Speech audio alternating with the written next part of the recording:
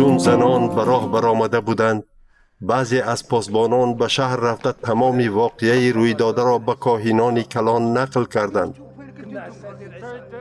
کاهنان کلان برای مصلحت کردن با پیران قوم واخوردند و بعد از مصلحت به پاسبانان پولی کلان داده گفتند: رفته به مردم گوید که شبانه شاگردان عیسی آمده از خواب بودنتان استفاده برده جسد او را دزدیده رفتند. اگر این خبر به گوش حاکم رسد، ما با او گپمان را گذرانده شما را از خطر رها میکنیم. پاسبانان پول را گرفته چنان که سرداران کاهنان آنها را یاد دادند همان طور کردند. از این رو یهودیان این حکایه را تا به امروز به یاد می آورند.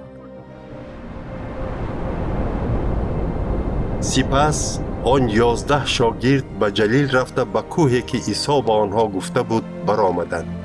آنها برابری او را دیدند به او سجده نمودند، اما بعضیشان شبهه کردند. عیسی به شاگردانش نزدیک شده گفت: تمام قدرت در زمین و آسمان به اختیار من داده شده است. پس روید و همه خلقهای روی زمین را شاگرد من سازید.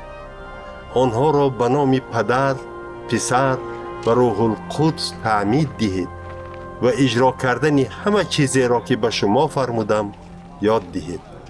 اینک من همیشه تا آخر زمان با شما هستم.